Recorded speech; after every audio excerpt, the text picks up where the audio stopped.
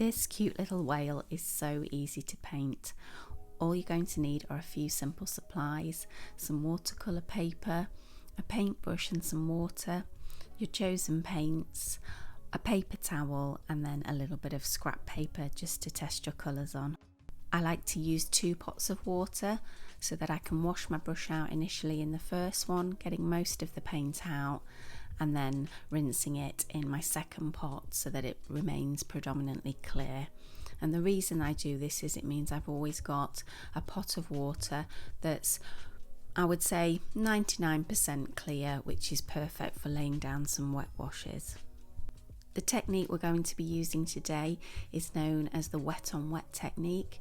Essentially, it means we're going to be covering areas of our paper with clear water, and then we're going to be adding the pigment to those wet areas. The beauty of this is it gives you some really lovely gradients, and it allows you to play around with the paint and the techniques, seeing where it goes and just really having some fun. The first step is to get the outline of your whale onto your paper. I've chosen to draw this freehand here because I think the whale shape is something that's relatively easy to achieve. I simply googled or went on Pinterest to find a picture of a whale and then used it as my reference. However, if you're more comfortable using some transfer paper or tracing using a light box, it really doesn't matter. The aim is simply to get your outline onto the paper so that you can get to the fun part, which is the painting. And after all, this is a painting exercise, not a drawing exercise.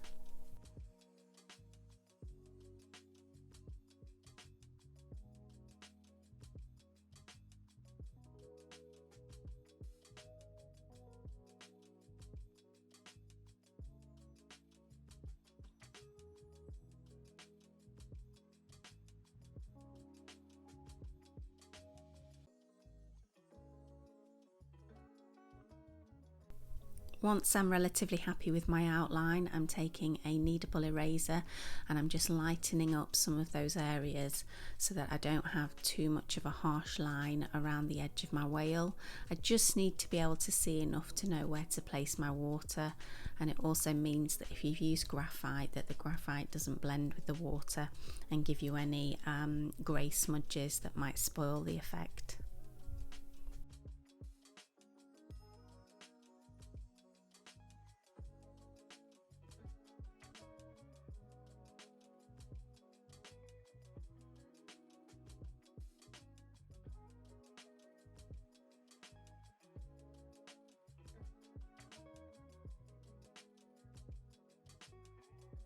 So the first step is to take your brush and load it with some clean water, and all we're doing here is we're simply outlining that top part of the whale with a layer of water. Now I'm not popping too much water on here, the aim isn't to flood it, it's simply to make sure that we've got a nice amount of water on there so that when we place our pigment or our paint over it, it's going to bleed into that water and give us that really nice effect.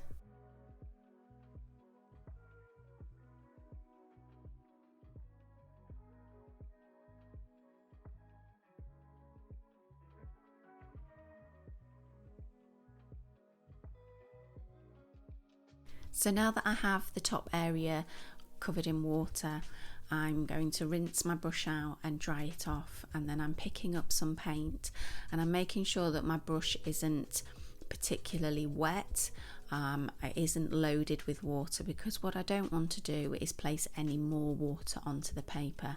I just want to get a nice concentrated amount of paint on the brush. So as you can see, as I start to place it onto this area, it's going to bleed in. If you do find that you've got some areas that are starting to pool because you have got a little bit more water than is needed, that's absolutely fine. Just take a little bit of kitchen roll or tissue and you can dab it off. Equally, if you've got another paintbrush, you can use this just to soak up some of that excess. But the trick here, and it's not really a trick actually, the thing here is to just have some fun, is to just pop some paint on and see where it goes.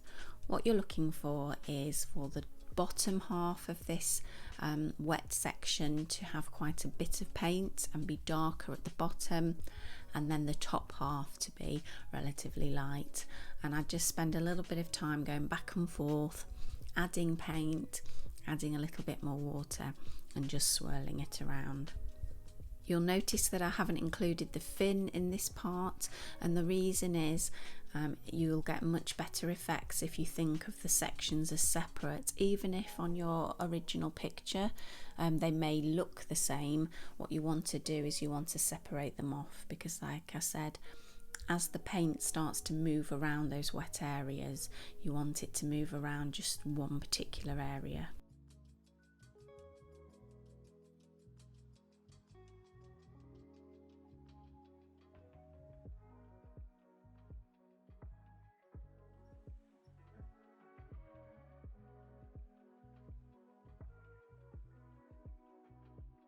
So now, whilst I've just got a little bit of water and a little bit of leftover pigment in my brush, I'm just placing a little bit on the belly of the whale. But what I'm being really careful not to do is touch that dark blue area.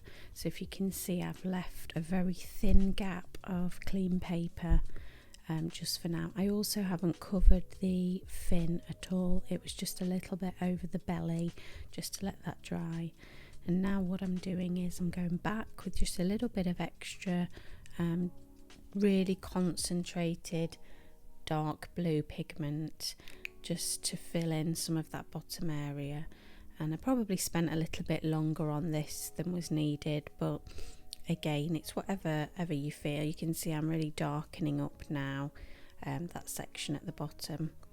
And the reason with watercolour you'll find you end up kind of going over areas is because watercolour really does have a mind of its own.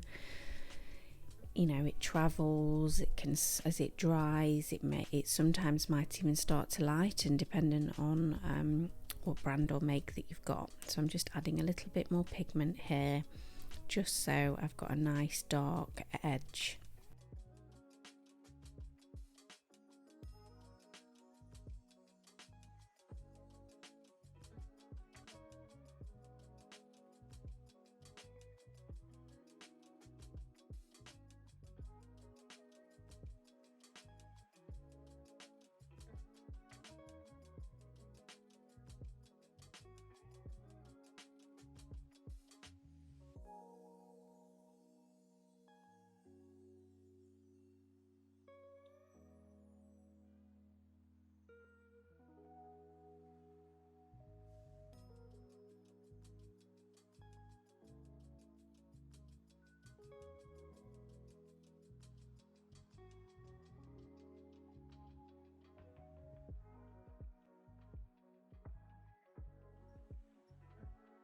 So now I'm taking a clean, dry, smaller brush, and can you see I'm just gently picking up some of the pigment along the top, just to lighten the top of the whale. And then what I'm doing is I'm taking my brush and I'm just sort of smushing some of the darker pigment about. I'm now going back to my larger brush with a little bit of clean water, and I'm just spreading that water on that line, because it did create quite a harsh line between that lighter edge. And just by placing a little bit of water, not moving it about too much, it's going to bleed a little bit of that pigment from the bottom into the top, just to break that line up and create a more natural gradient.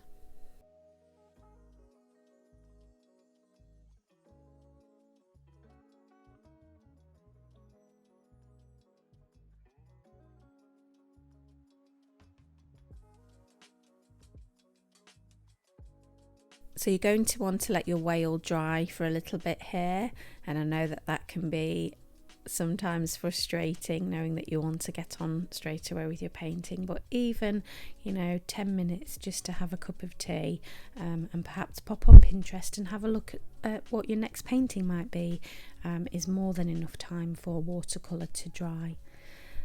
And then once the top part is relatively dry, all you really need to make sure is that the boundary line between the top of the whale and the fin is dry.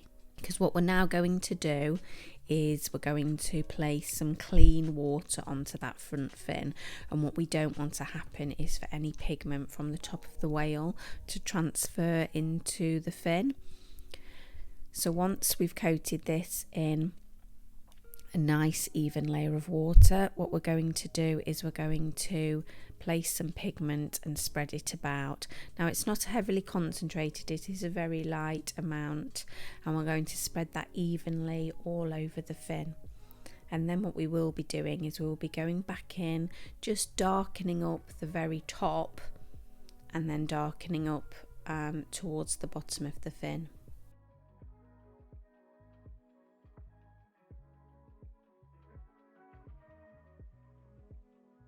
Now what I'm doing here is I'm just playing around with a more concentrated level of pigment, so that I'm creating just a little bit of texture, if you like, in the colour. I've left some of the areas light, and I've darkened up kind of the centre and the top of that fin, as you can see.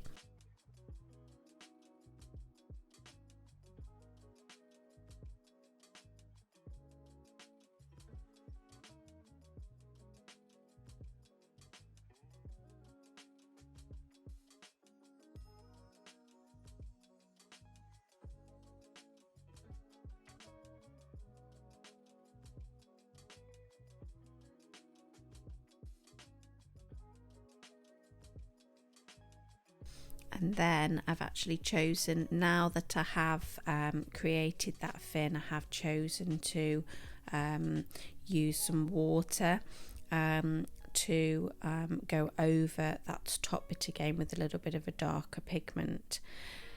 Now you might think, okay, well, I waited for the fin, the top to dry so that I could do the fin, because I didn't want the two to spread together. But what I didn't want to do is for all of the colour to come out of the top and spread onto the bottom fin.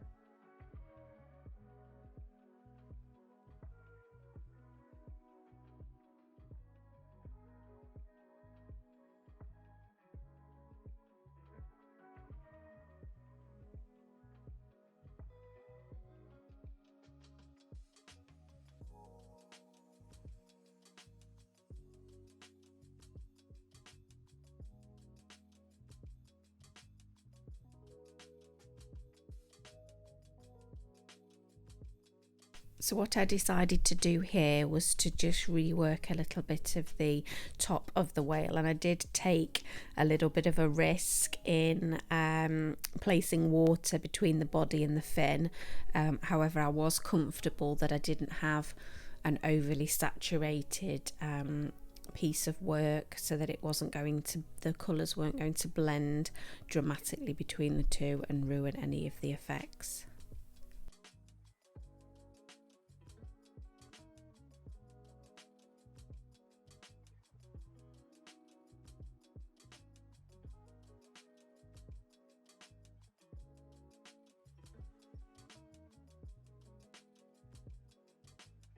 Now, using a lighter concentration of the blue, we're now filling in that back fin, and also we're darkening up a little bit more of that breast, just making sure that we're covering that edge line.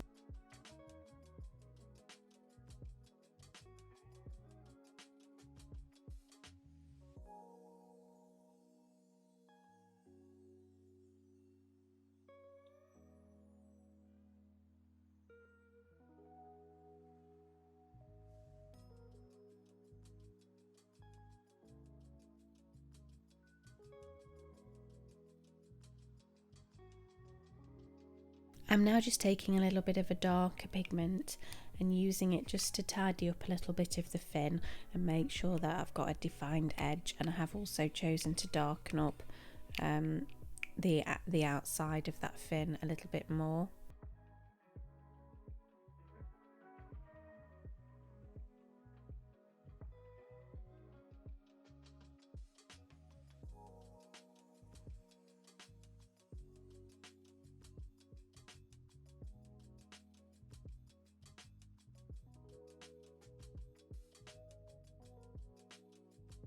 So now that I'm relatively happy with the layout and the colours and the contrast of the whale, what I've chosen to do here is I've actually picked up a little bit of Payne's grey on my brush, because I decided that I just wanted to go a little bit darker just on the edge, just to create that extra level of contrast. And I'm being very careful as I go back and forth over the part where that fin connects, because what I want to do is to make that fin feel like, yes, it is part of that section, but equally there is a little bit of definition between the two. So I'm placing a little bit on the top of the fin, but I'm making sure that I've got that line of grey, and I'm just, anywhere that I've got dark, even including the tail, I'm just dropping a little bit onto that.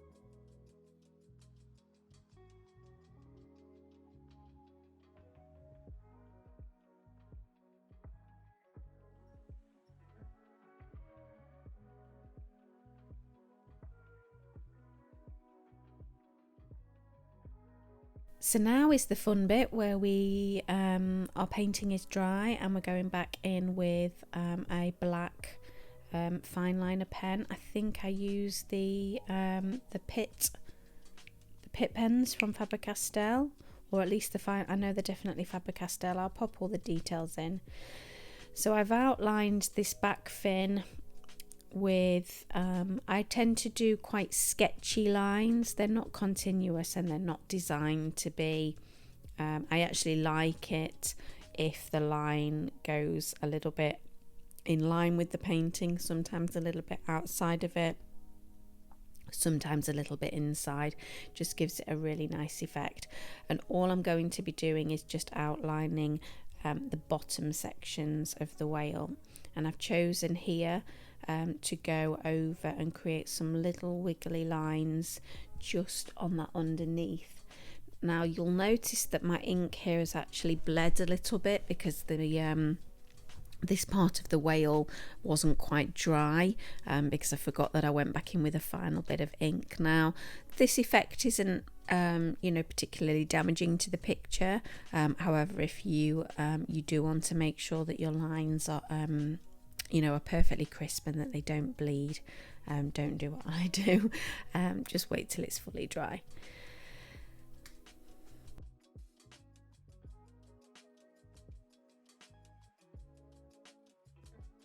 I'm also adding a few little dots here and there with the black pen just to give it a little bit more extra effect.